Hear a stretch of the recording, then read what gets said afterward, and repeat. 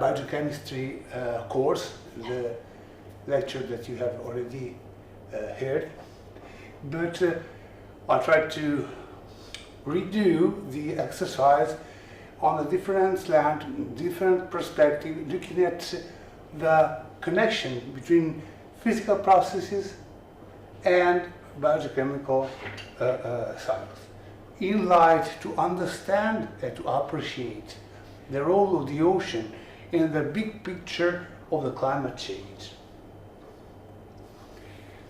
First of all, I want to show you this paper and ask you an opinion. What is this paper about? Climate impact of increasing atmospheric carbon dioxide. Okay. And you have, please see later, you have in hand the first paper in the world, or probably the most famous paper in the world that started the climatic prediction. There are deterministic predictions that say the increase of the CO2 has a profound impact on the temperature, air temperature on the Earth system.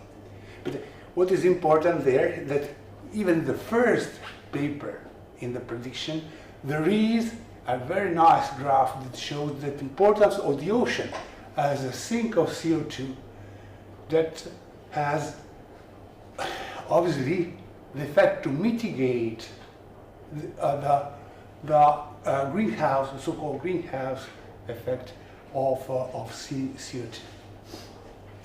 So,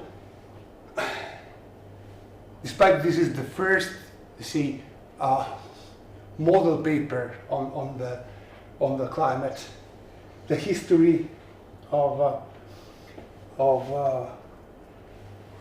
the history of the discovery of the relevance of the climatic role of CO2, it goes back in centuries. The first was Arrhenius, that at the end of the 19th centuries was the first that understood the greenhouse capacity of CO2, made some calculation, which is quite raw, of course, but was not bad, and he understood the importance of CO2 in keeping the temperature as we have. You know, that without greenhouse gases, we don't have the life as we know here on land, with at least 20 degrees less. We have a sort of blanket that protects us. We cannot blame everything, because CO2 plays an important role keeping the temperature as it is in the system, the complex system that regulates the biochemical cycles at global level on the Earth. This is the brief history, and you see, in the early 30s, with a calculation that Albert calculates the 4-degree warming for Dublin CO2, and slightly later observed temperature rise after the beginning of the 20th centuries, and suggest that saturation operation layer reduces things. So even in before the 1940, the role of the ocean was being acknowledged. An assumption of strong oceanic sink limits concern over CO2. And again, the superposition of CO2 and water vapor bands, absorption bands, was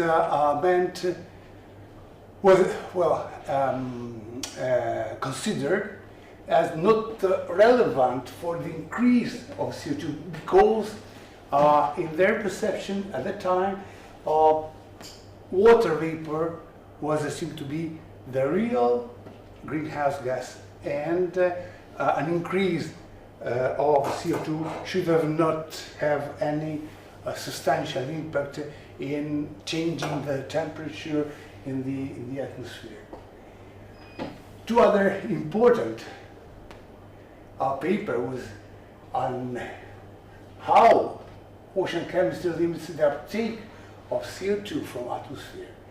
And the second one, Boll and Erickson recognized the fact that the ocean alone has not the capacity to reduce or to absorb all the extra CO2 emitted in atmosphere. So some more concern came out. And after the 50s started the first numerical attempt to predict changes due to the CO2. But at the moment, the data were very sparse, not continuous, and so the assumptions that the increase of CO2 in atmosphere was justified by a limited number of observation. Then started the Keeling series. Keeling was a geochemist working in Scripps in California, and he had developed a new methodology to make very accurate CO2 measurement. And his institute said, please take a measurement in Mauna Loa and Hawaii, very far from the rest of the industrialized world, so in a pristine system, very high, 4,000 meters above the sea level. Take a measurement and see how CO2 is there. And the guy says, well, I have a very good method and I want to use it more, and in a very independent way say, I take more measurements, not just one. And he discovered the famous Keeling curve. The Keeling curve, we'll have to go outside.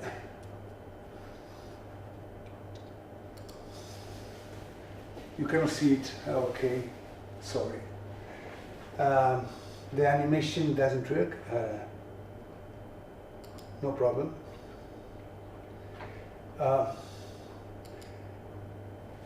The Keeling curve is the concentration of CO2 in part per million in time from 1958 up to now. And you see that this zigzag curve is what has been measured at Mauna Loa, so in Hawaii. And you see that this is continuously increasing, but the speed of the increase increases. So a sort of exponential, let's say, increase. The more we progress in time, the more the concentration increase from 308 or 14 in 1958 up to more than 410 in present day. This is something that has on top of this continuous increase, you have a regular annual cycle, and we will discuss a bit more about that later. And there is, interestingly, another curve measured at South Pole, less frequently, but which is the red curve here. It follows quite closely. But if you look at with more detail, this second curve, at the very beginning, the South Pole curve was in between the zigzags, more or less follows the average of the CO2 concentration measured in Mauna Loa. But progressively, the increase was lower, right? So this is something that is interesting, and it asks both the problem how the things are doing in this way, and look at say a blow up of this part of the curve. You see that zigzag as a typical seasonal cycle with the maximum at the late spring, then a sudden constant decrease. CO2 decreases during boreal summer. Why? You have an idea? Well, because there are the bloom and there are the increase of the vegetation, and vegetation after the bloom has a lot of leaves and chlorophyll, or the photosynthesis process uptakes CO2. So the plants to grow needs CO2, and they suck up CO2 from atmosphere regularly every year. Why this is in the boreal summer? Because if you look at the globe, large part of the land is in the northern part. The southern part, the large part is ocean. So this is the signature of the breath, let's say, of the vegetation. So they uptake CO2 and they respire later. When the leaves fall down and are remineralized, well, the CO2 is released again. So it's not a real sequestration of CO2, it's a temporal sequestration. You uptake CO2, then release. And this is the explanation for this zigzag.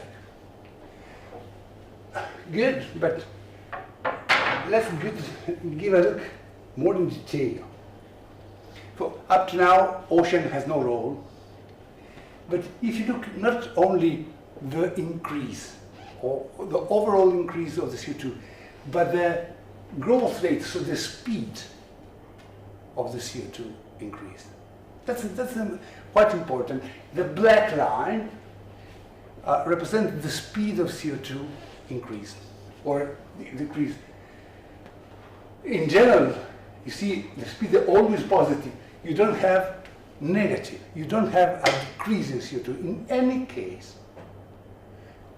The velocity could be higher or lower. And it's quite peaky. It's not flat. The emission is the dotted line is flat, but the growth rate is not flat. Why? Why is it not flat? Because the source is quite homogeneous, smooth, increasing smoothly. You can, I superposed here, different processes that can have some impact on that.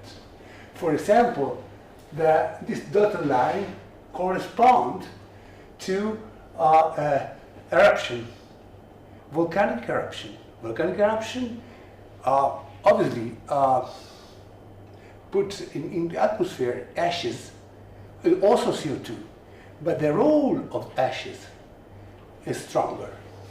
So,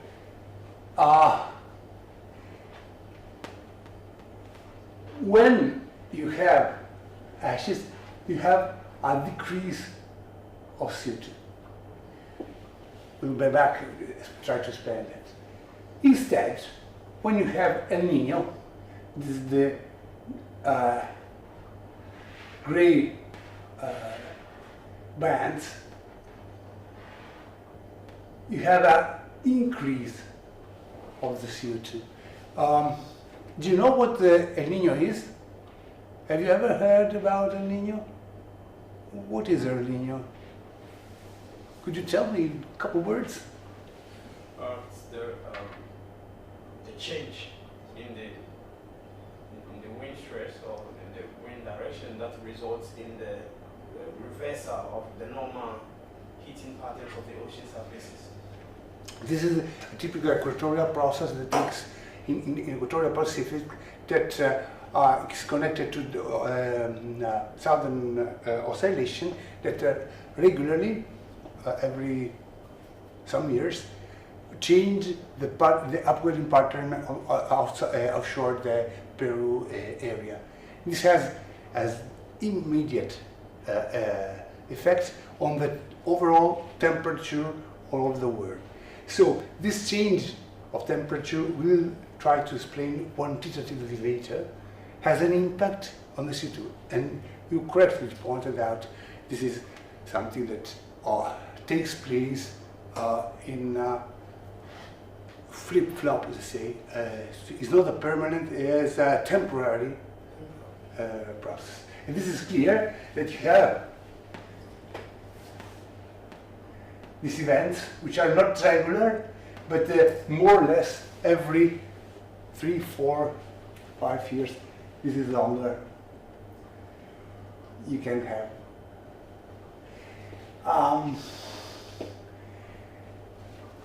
The other point, which is even more important for us, is the fact that observed CO2 growth rate is lower than expected. So, if the growth rate of the emission is this way, the CO2 growth rate in the atmosphere is definitely lower. So part of the CO2 is missing. And we'll see this part is partly due to the ocean.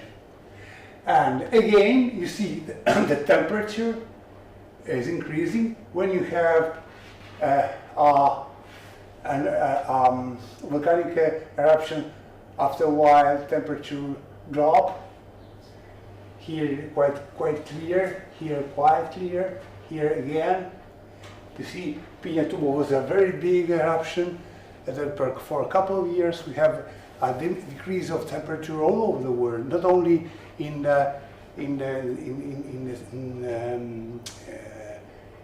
Central America, but all over the world, over some about half a degree of that. So it's quite a global effect. And obviously, this means that you have less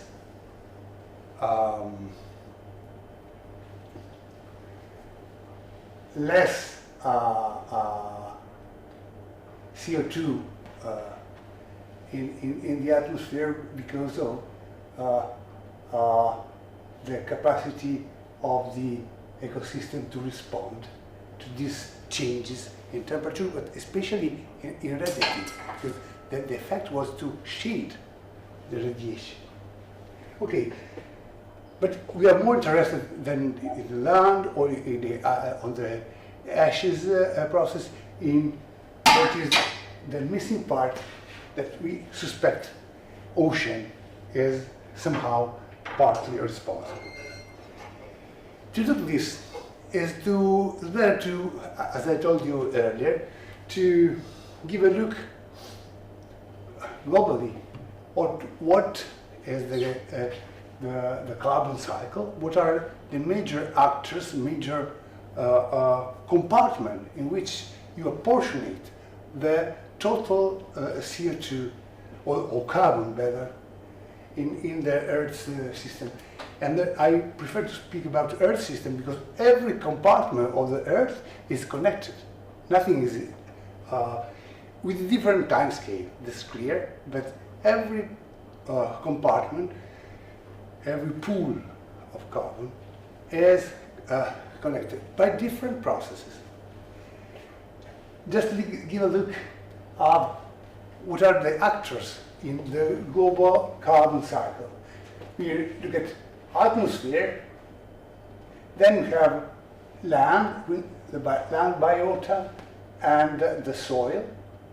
Obviously, you can understand that the land biota are based on the so-called primary producer, on organisms, plants able to fix CO2 and transform it in organic matter that fuel the whole trophic chain. Then soil, part of the land biota, create detritus that goes into soil. And the similar part are the equivalent are can be replicated in the ocean. You have the oceans and the ocean biota. Land biota are 2D, just surface. Ocean biota are 3D, all over in the water column. And interestingly, you can have two different, we'll see later, two different kinds of waters. The surface water that are frequently ventilated and in contact with the atmosphere, and the deep ocean, where the contact with the atmosphere is quite rare, or to be more correct, takes longer times, much longer time scale. Just to make an example, the scale of the ventilation of surface ocean is connected to mixing, which is a seasonal cycle. Strong wind creates turbulence, and then mix every water parcel in the mix of the air in contact with the atmosphere. This changes almost in 1 year. The water parcel is in contact with the atmosphere, is able to change or to receive the carbon or the exchange. While if you have the deep ocean, in the deep ocean, the scale of the global conveyor belt of the large scale global circulation is the order of 1,000 to 10,000 years. So whenever you have some property, whatever it is, CO2, but also other gases, dissolved and draw down in deep ocean, they are out for at least 100,000 years, but most probably more. So that's why you can have these differences. Then you have the geological part, so atmosphere, land, ocean, and geology. So sediment and mantle. This is they are changing very slowly, but whenever carbon is stored in the sediment, is gone, is out of the cycle. So to reduce, the only hope for us to reduce permanently the CO2 is to increase the flux of CO2 in atmosphere, land, and ocean, in sedimentary rocks and mantle. That's good. Another point is important to look at. Look at how much carbon is contained in the different pools. Atmosphere, 750 gigatons. Gigatons means billion of tons, which is a huge amount. But only the surface ocean, or the tiny surface layer of the ocean, has more CO2 than atmosphere. Interesting. And if you look at the deep ocean has much more, about 40,000 gigatons of CO2. If all this CO2 is released in the atmosphere, we are facing a catastrophe. Fortunately, deep ocean is kept by the ocean dynamics steadily in the deep part of the ocean, not in contact with the atmosphere. So this is the most important part. So if you look at this concentration are similar. Also, the dimension in terms of a carbon pool in land biota is not different from that. And ocean biota are very small. You see, very little. So someone say, okay, we can drop it. yeah, 600 gigatons. And here, 3 gigatons for the ocean mills, they are not relevant. This is wrong, you'll see later. And then you have very big number here, because the rocks contains or retains a lot of carbon. Obviously, all the this floor is made by calcium carbonate largely. So this has probably organic origin in the in millennia, and the deposition of small organisms create rocks, sedimentary rocks, are generated by biota. The scale is totally different.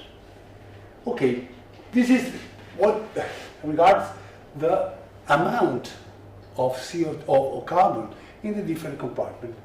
But what is more interesting to me is to look at the fluxes. I don't ask you to understand or to look at all the arrows, but look at this. They are important. The black one are the arrows that are independent of the human activity. The red one are those that are connected to directly connected to human activity, and in some sense are those that we can control easy, in principle, in easier way compared to the other. And what is interesting is that fact that here you have the processes that drive these arrows. Atmosphere loses CO2 every year by 1/7 by this photosynthesis, terrestrial photosynthesis, and ocean accounts for only 10. So the photosynthesis in land is much higher. But if you look at the quantity of carbon that is stored in deep ocean by the tiny ocean biota compartment, is 3 times his weight. So here is a tiny compartment that is very efficient, very efficient. Look at here, you have 600 and only 60. So 1/10 is stored in soil. Here is 3 times. So the marine organisms are very effective in capture CO2 and store in deep ocean. That's why we have to look at there more carefully, because they play a quite important role in that. And you see, photosynthesis and respiration, there are 2 balancing processes. One uptaking CO2 from atmosphere, the other one releases atmosphere by respiration. All the organisms respire. We respire, also plants respire. So, and here you have also the exchanges are, you see, quite balanced here, while the role in land is more complex. You have a role that, a cycle that goes from land to soil and then the respiration. You have additional arrow. I cannot discuss all the arrows, but the concept is, the ocean has an intense exchange with atmosphere as the land, plus the capacity of ocean biota to store in deep ocean, so outside the circle of the fast circle of the carbon cycle, the capacity to store here much more efficiently than land. And this means that, making calculation, 30% of the net CO2 emissions are absorbed by the ocean. So This is quite an impressive number, because the tiny quantity of ocean biota and also the limited amount of carbon in the surface ocean compared to land and soil. Well, despite these small numbers, the activity that they have is quite impressive. So 30% of the net CO2 emission, the emission that we are contributing substantially to increase, are for free, remember, for free, absorbed up to now to the ocean. We don't know which will be the future. It's not clear if this rate will continue forever. At the moment, the ecosystem and the circulation, and the combination of the two, guarantees this number, which is a substantial one. But in the future, we don't know. Probably it could continue for a while, but in the long run, we don't know how the ocean system will behave and how much will be its impact on the carbon drawdown produced by the human. So this is a nice scheme, but well, has a, let's say, it's not an error, but all the fluxes here are balanced. So if you have the net sum, everything is zero. So this means that this is a steady state. So in time it doesn't change. You don't have accumulation, you have losses. The fluxes have been calculated in order to have in any compartment a flux and an input and output. Everything is steady. In reality, this is not the case. Look at this. These are has been calculated as a big effort by a substantial group of researchers working in different fields, and they look at on the data we have from late 19th century up to now at the fossil fuel and industry emission. This is the gray area, and the emission due to land use change. So these are sources. Then you see, as the emission increase, also the land sink, essentially the photosynthesis and the storage in soils also increase with the very noisy behave. And then also ocean sink is increasing, steadily increasing, but the rest remains in the atmosphere. Compared to the previous scheme, more detailed, this graph shows us that the values are not constant, they are continuously changing. The proportion are more or less similar, but for example, the fossil fuel increases, but land use is more or less the same. So the contribution is purely human. The change is due to the land use, which is also man-induced, but are more or less steady. That's the most important part. And you see how variable is this land sink, and how different is the ocean sink. We don't know if this is due to the data or the different speed in the response of the two components of the global carbon cycle. Probably the data are more sparse for the ocean. It's difficult to measure all the ocean, so we have a blurred vision of how the ocean works. Maybe have more data on that, because satellite, for example, can give you a very nice picture. And you see, before, you have dotted line, we don't know exactly. After a while, we started to have satellite images, and the data are more frequent, and you have much better variable resolution. land essentially is 2D, it's just a surface. The vegetation is one layer. The ocean, instead, is a two-dimensional, and the satellite cannot see exactly what happened inside. Okay. Yes.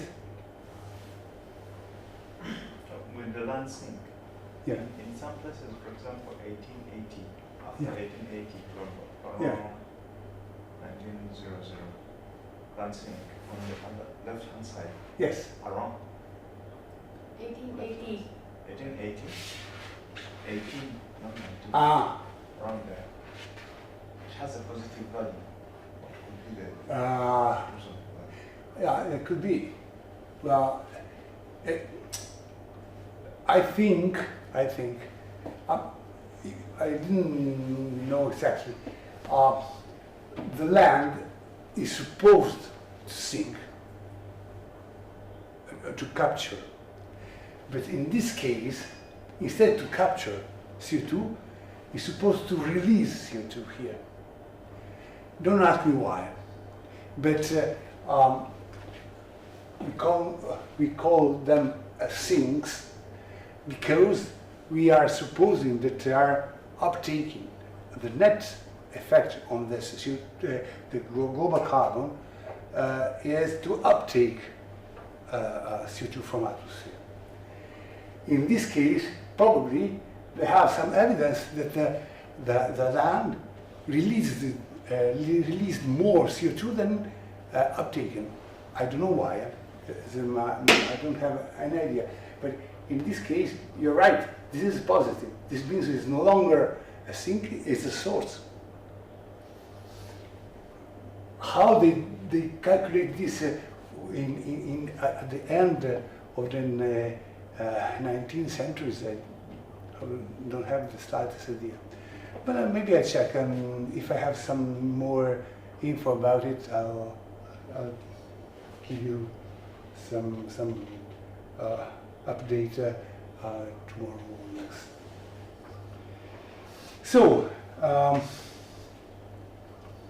we see that the ocean plays an important role, and there are some basic questions we want to answer, or we try to address during these lectures. The first of all is more a chemical one, is why we have two compartments that are connected, the ocean and atmosphere. And the overall content of CO2 in the ocean is much higher than those contained in the atmosphere. We see that in principle the partial pressure of the atmosphere, partial pressure in a liquid of a gas should be equal, otherwise you have fluxes.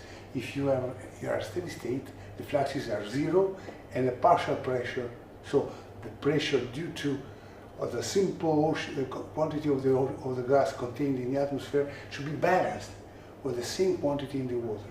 This is a basic law, Dalton's law, and Henry's law, that is two of them. But in our case, we don't have this. So the quantity of CO2 or the carbon dissolved in the ocean is much higher. So this means that there are other processes that are acting, because a simple balancing of the partial pressure of the water and the atmosphere cannot explain that. And connected to that, what are the effects of ocean dynamics on global carbon cycle? This course is on ocean dynamics. So we are interested not only to understand, sorry, I'm pain in my back, I have to rest. We do want also to see not only the global budget, but also see how and when the ocean dynamics can affect a global carbon cycle. And this means you have to address specific physical processes. Some of them have been already touched by Riccardo Farnetti. Other will be addressed in my lectures. So this is a complement. I try to complement what Riccardo already said in order to give you an overall picture. Some topics will be discussed in more detail, others are just recall what Riccardo had just said you. So, let's start for the first question. The first question is the so-called solubility pump. As I mentioned earlier, we have recall the Dalton's law. So the total pressure of gas or mixture is the sum of the pressure exerted by the single gas. This is true when the pressure is not too high, and you can assume the gas as an ideal gas with no dimensionless particles. They don't have any interaction.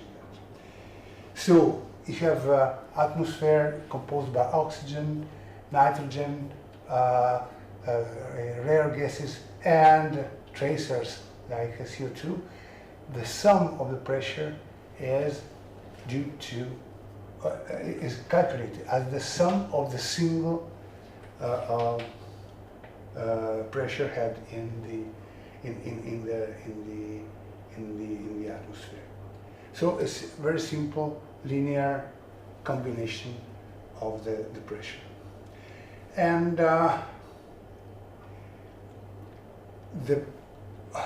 just anticipate to explain the fact that you have much more CO2 or carbon stored in the ocean. Something should happen because you see that Henry's law says that the partial pressure of CO2 should be proportional. This is a thermodynamic constant to the CO2 dissolved in the ocean. And this is something which is pretty constant and cannot explain, just looking at calculation, the quantity of the carbon stored in the ocean. In reality, CO2 is quite peculiar. CO2 is carbon dioxide, but when you put, you hydrolyze, you put CO2 in the water, the CO2 reacts with water. It's not neutral. It's not like argon or nitrogen. You put nitrogen in water, you have still nitrogen in water. If you put CO2 in the water, this is no longer true. That's the key explanation. So CO2 in the water, sparkling water is composed by water, CO2, plus other things. You know, sparkling water is acid when you drink it. Why? Because CO2 is transformed in bicarbonate and carbonate. So there are ions which are negative ions. So they characterize or they give the typical acid flavor to the water that is, in principle, without any specific taste. And this is a process, well-known process, that transforms the carbon dioxide plus water in carbonic acid, which is unstable, and he loses one ion, hydrogen ion, and creates the bicarbonate complex that again is unstable and transformed in carbonate. So the capacity to absorb of CO2 is connected to the present carbon dioxide in the water, which is a limited part compared to all the other form in which the carbon dioxide is present. So the more you add the carbon dioxide, the dioxide goes through this pipe, and the concentration decreases, and so more CO2 is absorbed, because the rule is valid only for CO2, dissolved CO2 in the water. It's not related to the other form in which carbon is present in the water. And whenever you have a movement or transfer of CO2 along this pipe, well, less carbon dioxide is available, so more CO2 can be uptaken from the atmosphere. This is the formalization of that. These are the rules that govern the dissolution of CO2 in water. So CO2 is the concentration in the atmosphere, which is at the equilibrium ruled by the Hering's law, that essentially balance the partial pressure here with the concentration of CO2 dissolved in the water. But at the same time, CO2 goes in form, CO2 in aqueous form, plus the carbonic acid. Then the carbonic acid is not stable and is broken in one hydrogen ion and a bicarbonate complex, which is again not properly stable, and this is again split in two. So if you look at the steady state, you have 1% only in form of aqueous CO2. And this is the part that is balanced by that. All the rest, the bicarbonate or the carbonate, are stored in the water, but don't participate to equilibrium from atmosphere to ocean. Whenever you put more CO2 here, more CO2 goes this way, and this is unstable, is broken, and broken again. And the rules for the equilibrium are given by this thermodynamical constant, which are smaller and smaller. That explains why this is larger, this is smaller. But again, these three constants, which you see are not constant, but we assume in terms of constant temperature they are constant, they rule the distribution of the different chemical species of the carbon into the ocean. And this is called the solubility pump. So if this wouldn't happen, only this would play a relevant role, only this one. And when it is saturated, no possibility to uptake CO2 from atmosphere. Again, only almost 99% is not CO2. So a huge amount of CO2 is stored in the ocean. However, we know there are constants which are not properly constant, because it depends on external factors.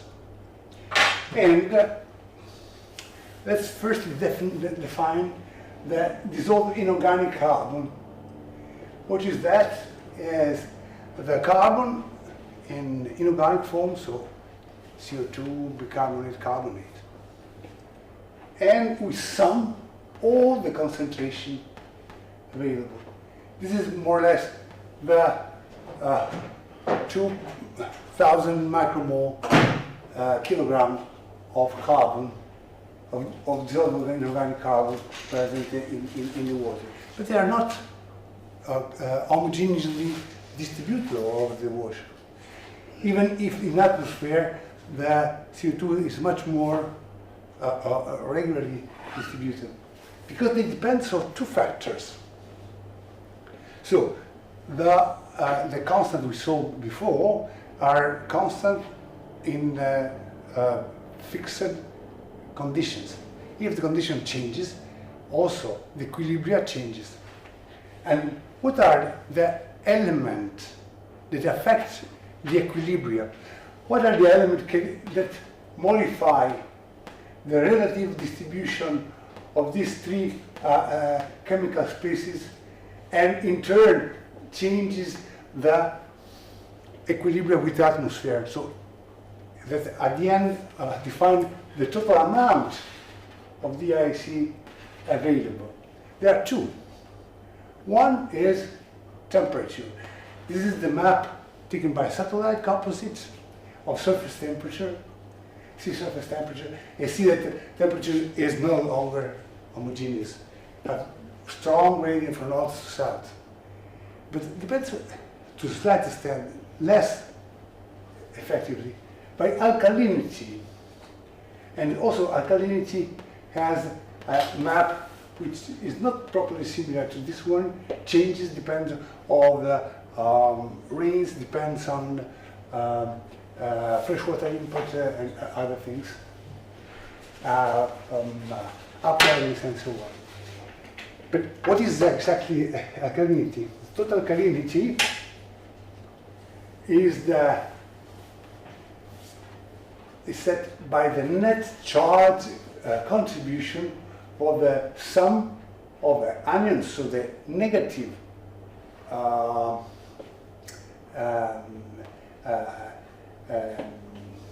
ions present in the water, and cations, so the positive one. These are, it's conservative, so when you have an atom of, let's see, chlorine or sulfate is there, it doesn't change, it depends on the input to output, but in the water column it's there, so it's a conservative property, that's important, and depends on the exchanges. And to calculate the total alkalinity, we sum all the positive and subtract all the negative ions with the multiplicity due to their I don't remember the English term, the valence, I guess. You have two places, one place here, two places here, two places here. So the calcium has two value, the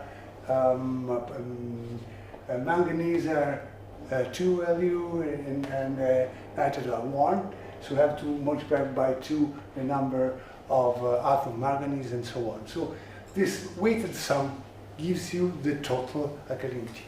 Here, we didn't mention two important elements, which are the big carbonate and the carbonate, which are so important that at the first step, you can assume that the total alkalinity is the alkalinity due to the carbon. So the solubility depends again from the quantity of the carbon already dissolved. So it's something that has a feedback, and we'll see later what does it mean. So temperature is the first element that rules the dissolution of the CO2 and and govern the quantity of the total dissolved inorganic carbon present in the ocean. And the other one, less important but still relevant, is the alkalinity. What happened? The sum of two explain this map. This map is the present day sea surface dissolved organic carbon all over the seawater. And you see that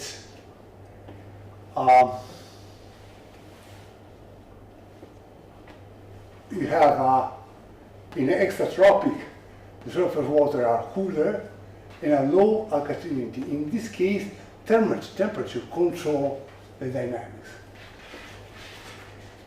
Instead, in the tropics, we have a warm water and high alkalinity, which are due to the external forces. And in this case, alkalinity controls the dynamics. And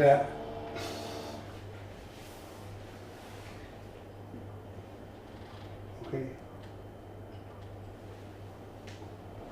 Here you have the map of the solubility that depends on temperature. And you see that the higher temperature, the lower is the solubility. So the quantity of the dissolved inorganic carbon available here decrease with temperature, and the same is for the total inorganic carbon. The two goes quite well together. I don't have here the map, but essentially the DIC for this way is less, is not bent, quite a straight behavior. Okay, so temperature is not doesn't facilitate the uptake. So you can think that in a global warming scenario, means less CO2 will be uptaken, which is the bad news. So in the future, the capacity of the ocean to uptake CO2 will be reduced because of the fact that temperature will increase. However, the good news is this one. It's more tricky. What happened to the ESP concentration in case of CO2 rise, which is our case? Let's forget for the moment temperature. Let's just look at the CO2 increase. Well, you have an increase of partial pressure of CO2 in the airspace, which is happening, has in turn an increase of the IC. Why? Because you have more pressure in atmosphere, partial pressure in the atmosphere, and more dissolution of CO2. So this has a direct effect. This means essentially here is that CO2 is aqueous CO2 is increased because of more CO2 in the atmosphere. However, if you remember, only 1% of the CO2 is retained as aqueous CO2, and all the rest is transferred in other carbonate species. This means that you have more bicarbonate or more carbonate. On the other hand, you have more ions available. This means that the ratio between CO2, aqueous CO2, and carbonate is ruled by the combination of the two thermodynamic relationships that we saw in the previous slide. Depends quadratically of the concentration of the ions. This means that increasing this, you increase the CO2 again. So, in one way, you increase the carbonate species. But again, when you have an increase of the positive ion present, you have, because of this relation, the reverse. So the thermodynamic will move again carbonate species toward CO2, aqueous CO2. In some sense, in this sense, the solution is told as buffered. So one action creates a reaction that tries to keep the equilibrium as it is. In practice, the good news is 10% of CO2 increase the DIC by 1%. Is good and bad. Well, it's good in the sense that you cannot increase acidification, so this stabilizes the acidification. It's bad because more CO2 is left in atmosphere. So it depends on what you look at. So you know that this process creates acidification, means that the water is going more and more acid, which is not good. However, this buffered solution keep the movement to a limited extent. Obviously, we don't take into account changes in temperature. That's quite a relevant part. It's not trivial, but this is explaining why the ocean is able to keep the system as it is, and also for the environment, for the living organism, having a steady environment is always the best. Always the best. Say, we are more acquainted to live and to adapt a slowly changing environment, which is not the case if you just react immediately what happened in the atmosphere.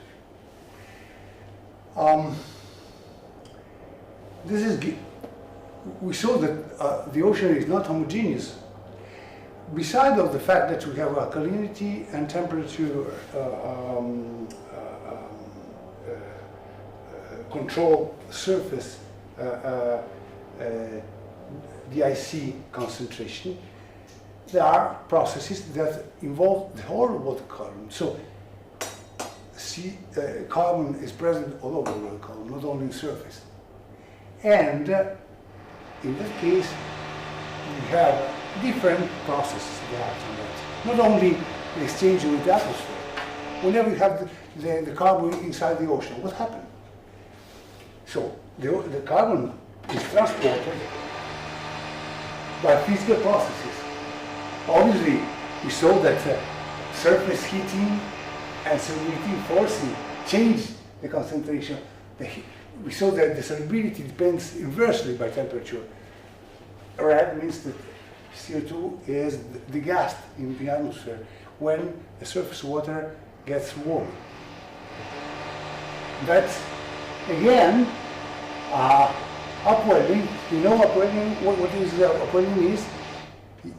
What is upwelling? Can you tell me something about? You know what is upwelling? Please.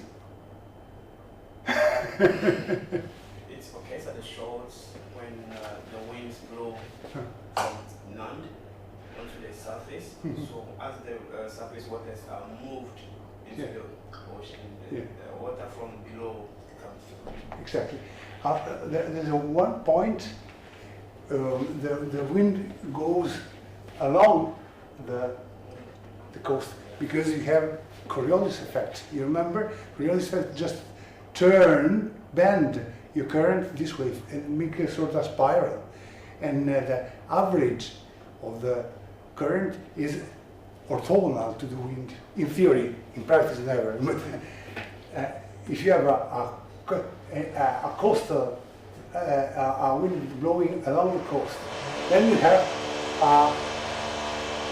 orthogonal transport outside. And as you correctly mentioned, this sucks up water from the deep part of the ocean. You remember, deep part of the ocean contains a lot of carbon because of physical and biological processes. Everything falls into the deep ocean, is transformed, and at the end respire in terms of CO2. So the deep ocean contains a lot of CO2, a lot of pressure, good condition, and the biological processes ends up in regenerating nutrient and producing CO2, which are much more abundant. When the CO2, when the water are brought at surface, the balance are not reached unless some CO2 is released in the atmosphere. So CO2-rich water are brought at surface, they degas and contribute to increase the CO2. Downwelling is the opposite and creates essentially the opposite. So bring CO2 into the ocean. And then we see ocean circulation. You have already seen large-scale circulation, the conveyor belt, then the convection spots, and so on. Then we'll talk about small-scale processes, like in the next lecture, like mesoscale and or other processes that are mixed layer dynamics, shelf deep ocean connection that have a role in carbon, and they are labeled with a different kind of pump. The chemical dissolution of CO2 is known to be the physical pump. So it's purely physical chemical condition that rules that. Then we have the biological pump and other pump that we take into account. So these are the physical processes that have a direct effect on CO2. Then we have biogeochemical processes. Photosynthesis, we talked about the possibility from the organism to uptake CO2 from the atmosphere. And respiration, which is the opposite. Every organism respires, so CO2 is again released in the water and then in the atmosphere. And this is quite an effective issue. Production of carbon carbonate by some organisms. You see here, coccolithophores are small algae that have shelter made by calcium carbonate uptaken by the atmosphere. If they fall down, they are regenerated. Not all of them can reach the sea bottom. Those who are in the sea bottom can be stored permanently in the sediment. This is a permanent export of CO2. If we were able to create a huge drawdown of CO2 by organisms, you can reduce dramatically the CO2 from the atmosphere. Even if there are calculations that the net effect of calcium carbonate drawdown by coccolithophore is not high as expected, because the system is much more complex than we can just explain now. Just to summarize a bit, what are the processes that affect CO2? We have the physical pump, which is the circulation, deep water circulation, upwelling, CO2 released, but then the increased CO2 present in the atmosphere is absorbed, and then the dense water is created again. You have already heard about convection, open ocean convection, processes that are able to transform water masses in a very dense water that able to ventilate the deep ocean. This brings down not only temperature, salinity, but all the properties, also CO2. And since the dense water is very cold, otherwise it was not dense enough, is able to capture a lot of CO2. Remember that solution of CO2 inversely depends on temperature. The colder the water, the higher is the CO2 present in the water. So convection brings down more CO2. The temperature here is higher, is lower compared here. So here you have the gas, CO2 is released. But here, when you fall, the new dense water, the concentration of CO2 in this water is surely higher. So this is an effective way to sequester the CO2 for long periods in the ocean interior. Then you have two other cycles, which are, one is the inorganic one. So this is the physical pump for CO2, and is the combination of the chemistry we saw before and the overall global dynamics. We have already told about that in the other lecture of this course and the other courses, so I cannot talk more about that. And also there are two other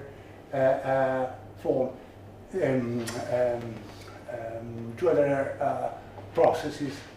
One is the inorganic, and the other one is the organic component of the biological pump. The biological pump is the net effect on the carbon due to the life cycle of the organism in the ocean. We heard about the photosynthesis, so there are organisms able to capture CO2. They are eaten by other organisms larger, up to big fishes, but they die or they produce feces, and the carcasses or the feces fall down and create a rain, quote unquote, of organic carbon all this way. But as I showed you before, there's another pathway. You have this small shelter created by unicellular algae that create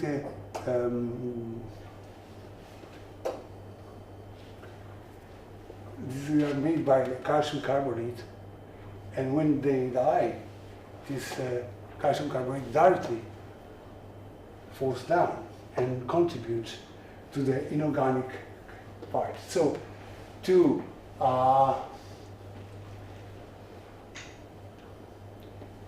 sum up, we have a large physical pump, which is the most important in terms of numbers, that are able to sequester CO2 and put it in the deeper layer, which is due to chemical physical processes only. Then we have a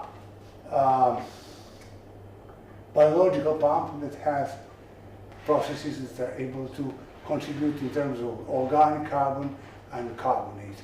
When something hits the sediments and is captured by the sediments, is virtually out of the carbon cycle, or the fast carbon cycle. So for us, as a relief, in the sense, this time scale to be re-emitted in the atmosphere are much, much longer than the others. So this can be seen as a permanent sink of CO2. What you see here, this is practically what is the net outflow flux from the global carbon cycle. And this is obviously very quite simplified, because obviously if you have an uptake of CO2 in the biological part, you change the concentration of the CO2 in different chemical species in the physical part. So you can change the pH, you can change the concentration of CO2. So you have an interaction between organic and inorganic. And the higher you have the concentration of CO2, probably the higher is the productivity if CO2 is, or the carbon is a limiting factor, inorganic carbon is a limiting factor. So they are not disconnected. There are connections between one of them, because the biological pump uses CO2 and somehow interact with the concentration, which is no longer governed by purely chemical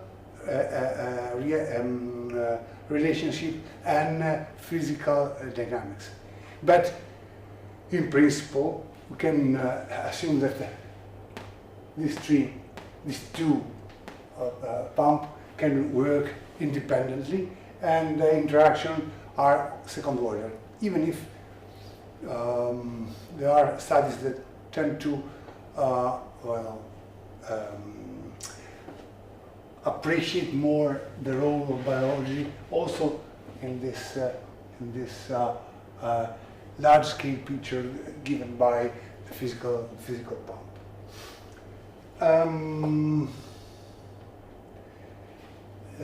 Well, this is exactly what I think there are connection between the inorganic and the organic components. Okay.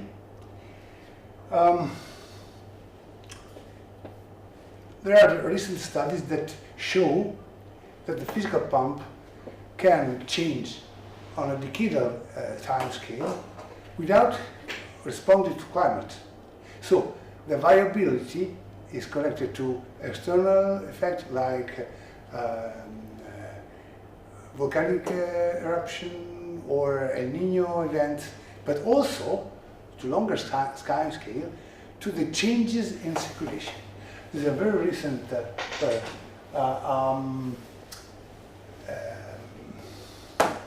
study published by the Fries et al. That shows that in these 3 decades there is a change in the upper ocean overturning circulation in the North Atlantic. And you have here the fluxes.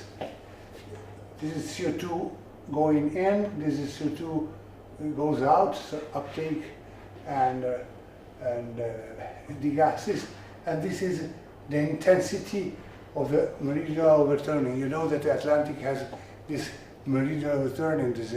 The Gulf Stream goes in northern part, the water gets cooler, then they are subducted or they form dense water, and their reverse, the circulation goes down in the deeper parts.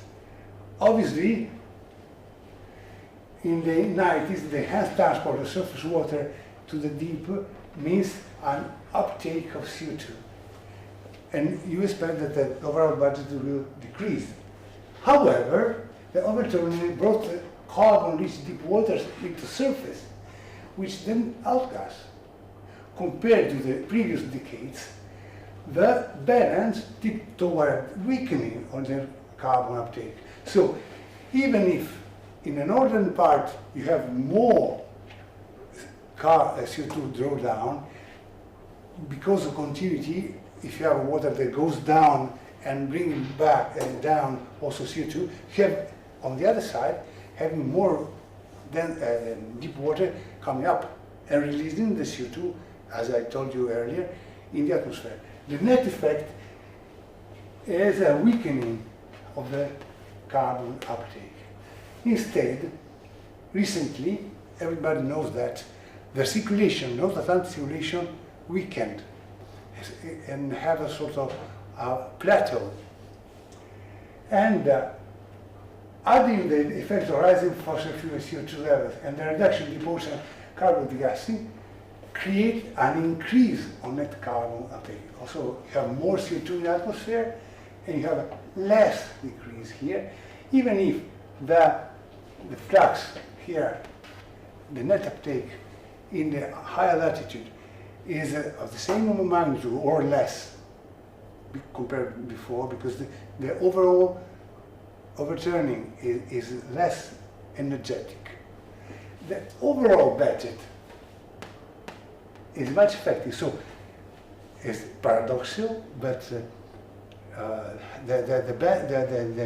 naive idea that having a very strong Gulf current that creates a huge amount of dense water that's able to capture and draw down a lot of CO2 is more effective than a tiny current that is creating a small or less energetic dense water formation process, because you have to take into account both the carbon drawdown by the physical processes and the gassing processes due to the overall overturning circulation cycle. So this is not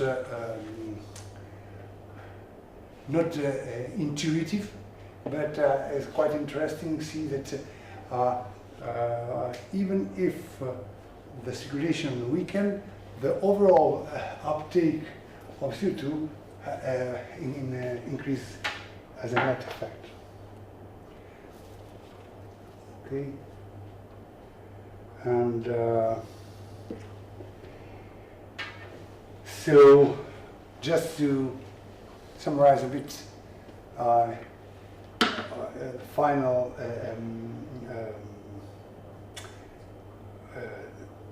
the role of the different processes and tools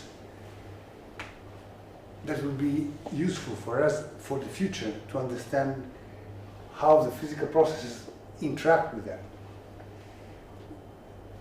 We have to just to recall, these are part of the plot of the flashes that we saw earlier. We saw that photosynthesis is a CO2 sink, respiration is CO2 source. So the biological part have a two role: one sink, the other one as a source. And these are only two processes, net processes, that we can take into account.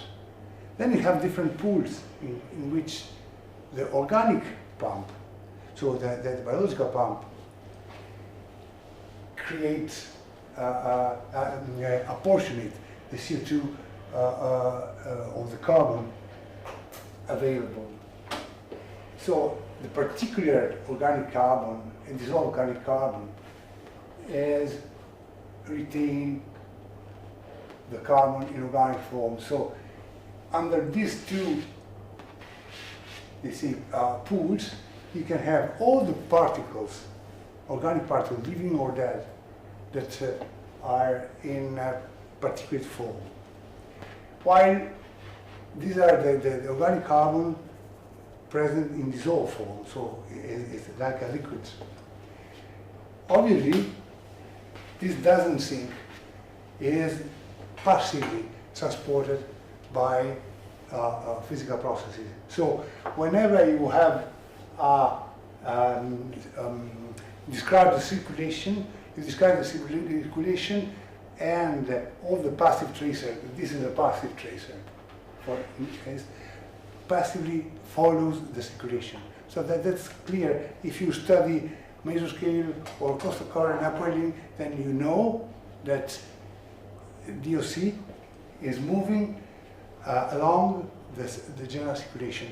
So whenever you describe circulation, you also describe also the content of, or the pathways in which the dissolved form of organic carbon is moving. And this is true also for the inorganic. So the DOC and DIC moves along. They move together because they are passive, they are transported by the circulation. And when you study the circulation, you study also the advection of this form. Instead, the particulate organic carbon, the organism or the dead organisms or the feces or that are heavier than water and they sink.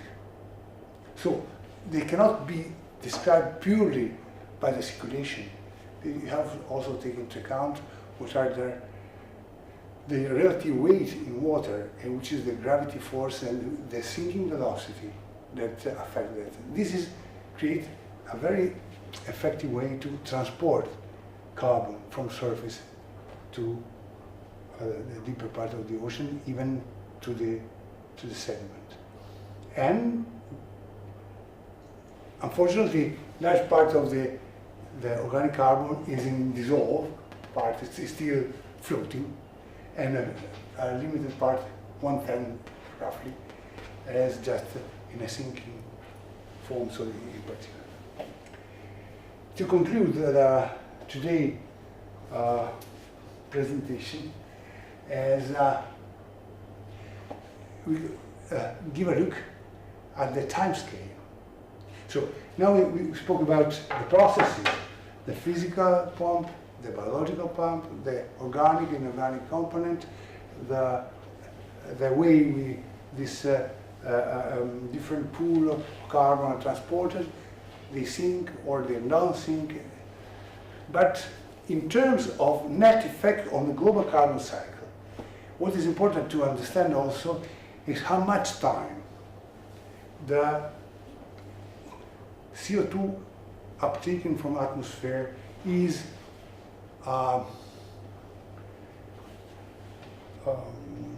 sequestered, is removed by the atmosphere again. The carbon drawdown as the process of the inward CO2 fluxes in the surface water has a return time scale of 1 year. So photosynthesis, mixed layer dynamics, in 1 year you have a chance to have again the CO2 release in the atmosphere. So you can have a big increase of CO2 in the Keeling curve during summer. So the CO2 decrease because of the uptake by the plants, but after some months, all the CO2 is released again. So the net effect is no. You have big changes, but net effect is no, because something goes in, but also is ready to go out. So this process is not effective. The carbon sequestration is conventionally referred to all the processes that puts the CO2 in the deeper ocean. You remember the deeper ocean has 338,000 gigaton of carbon there, because carbon is there and is still there for order of magnitude of 1,000 years. So we can expect that CO2 put there will stay there for a long period. And for this period is not longer in contact with the atmosphere. It cannot be degassed again. And so for our purposes, can be out of the carbon cycle. So having processes that are able to store CO2 here, it's not a solution, but can mitigate the effect of the increase of anthropogenic increase of CO2 in the atmosphere. And then the most effective one is carbon burial. And when the CO2 or the carbon is stored in sediment in terms of shelter or bones or organic matter which is transformed in rocks. That's the final step that practically bury the carbon into sediment. The return time is much longer. It's a geological scale. So there are 3 different ways to reduce CO2 in the atmosphere, but the effects are quite different because the processes involved are different and the return time scale are completely different. The first one is relevant at seasonal scale, but no effect on the longer one. The other 2 are much more effective, but this is temporary, this is, we can say, permanent. Okay, I think this is the last one, yes. So, perfectly in time. Thank you for your attention. If you have questions here, otherwise you think, and tomorrow we see again, and you can discuss a bit more, and tomorrow we have more discussion about physical processes, especially mesoscale, steering, mixing, other things that have effects on the biological pump, which is the tricky part of the global carbon cycle. The physical one is quite steady, simple, well known. All the rest is still uncertain, but as I tried to convince you, it's very effective. A few number, small group, as marine biota can play very important role in sucking up the CO2 if they are put in the right condition. And the right conditions are created by the ocean circulation. Okay, thank you, and see you tomorrow. And if you have a memory stick, I can give you my presentation.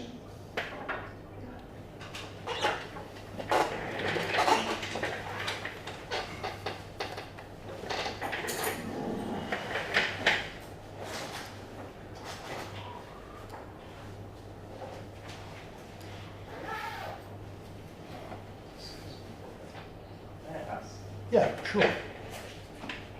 What will happen, for example, if I have an upwelling region? Yes.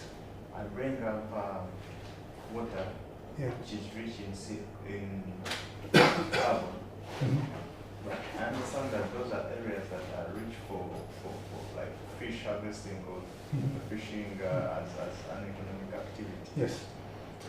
Well, I know that if, for example, I upwell water, Yeah. when it comes to surface, there is a high possibility of interaction in the atmosphere and therefore a lot of oxygen. Mm-hmm. So what is actually happening to the carbon that is coming?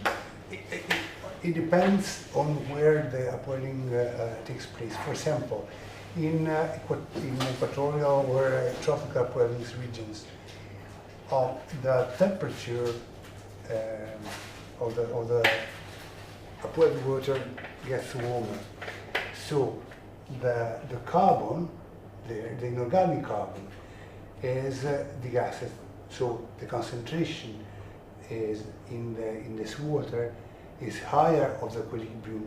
So the additional inorganic carbon is released. But in parallel, so this carbon is not used by fishes, for example. It's not connected for that. In parallel, as I told you earlier, when water moves, all the properties move along. So also the nutrients are moved in the surface area. In equatorial area or tropical area, generally the surface water are depleted in terms of nutrients. So when you have an upwelling, you have more nutrient into the surface area. When you have good temperature, you have light, because you have light, and you have also nutrient. You have the ideal condition for energetic development of algae. So a lot of algae, so a lot of food for intermediate organisms that create a good condition for the predation of fishes. So El Niño is a classic example. When you have El Niño, you have very low nutrient in the surface because there is a cycling of surface water. So the typical condition of a coastal upwelling is no upwelling, you have stratification. Here you have more, you see, but more nitrate, nutrient. When you have an upwelling, then these curves are bent, right? And you have this water brought to surface. So, in this case, you can have a high concentration of CO2 compared to the equilibrium. So, some CO2 is released to atmosphere. In parallel, you have more nutrients here, and you have more organisms, phytoplankton, that in turn create the good condition to develop the zooplankton that create a good condition for fish.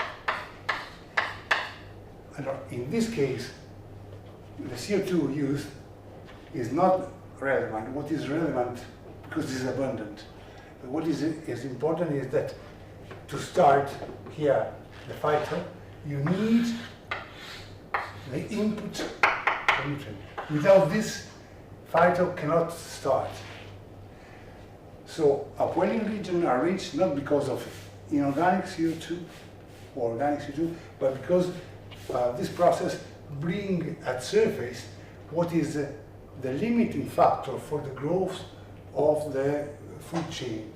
Phytoplankton, the primal producer, created the good condition, the food for the zoo, and the zoo for fish. Good?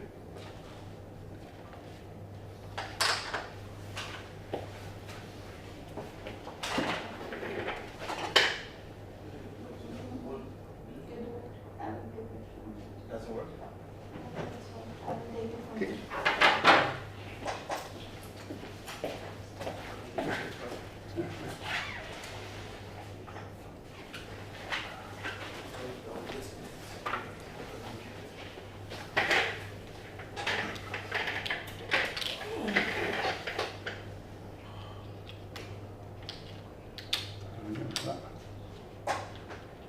It's a little bit tricky.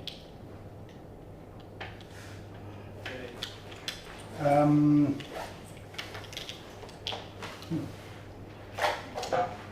maybe This one is. looks better. Yeah. Okay.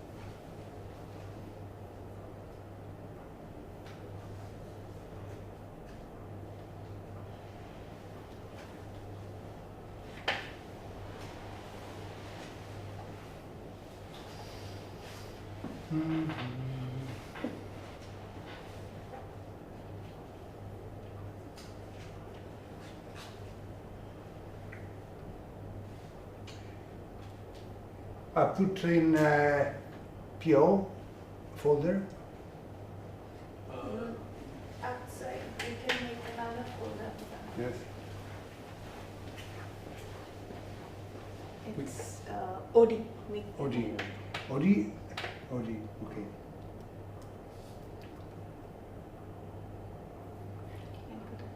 Save. Save anyway. Okay, I think it's okay.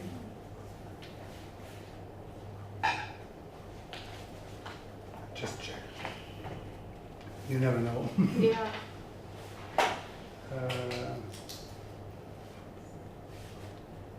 OD? Yes. Yes, it is. Okay. Great. So,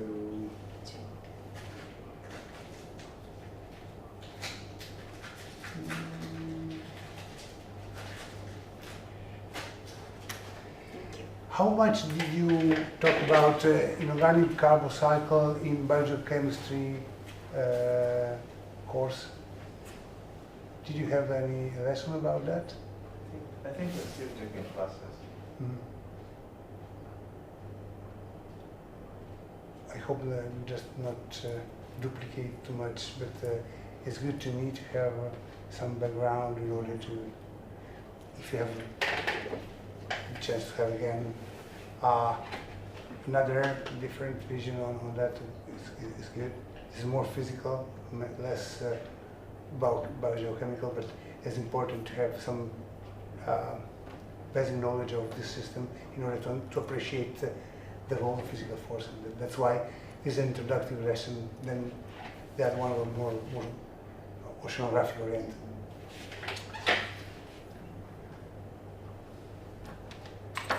Okay, very good.